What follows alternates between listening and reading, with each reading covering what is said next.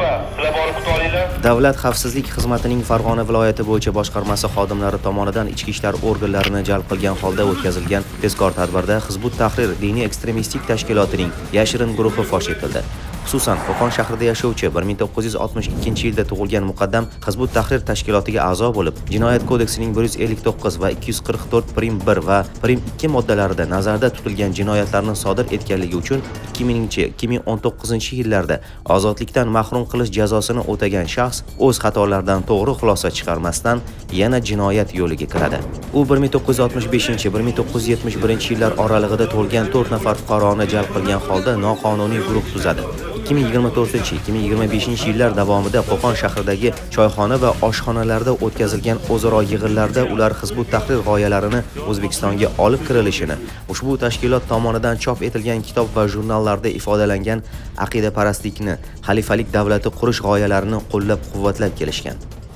O'zbekiston Respublikasi Vazirlar Mahkamasi huzuridagi Din ishlar bo'yicha qo'mitaning tegishli xulosasiga ko'ra, noqonuniy guruh a'zolaridan ashyoviy dalil sifatida olingan materiallar Hizbut Tahrir diniy ekstremistik tashkilotiga tegishli bo'lib, ularda xalifalik davlati tuzishga hamda amaldagi davlat tuzumini konstitutsiyaga xilof tarzda o'zgartirishga qaratilgan g'oyalar mavjudligi aniqlandi.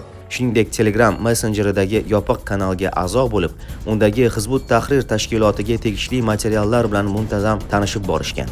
Ta'kidlash lozimki, guruhning 1971-yilda tug'ilgan a'zosi ham muqaddam Hizbut Tahrir tashkilotidagi ishtiroki uchun 23 yillik jazo muddatini o'tab, 2024-yilning aprel oyida ozodlikka chiqqan bo'lsa, boshqa bir a'zosi esa firibgarlik bilan bog'liq jinoyati uchun umrining ma'lum bir qismini panjara ortida o'tkazgan shaxs hisoblanadi.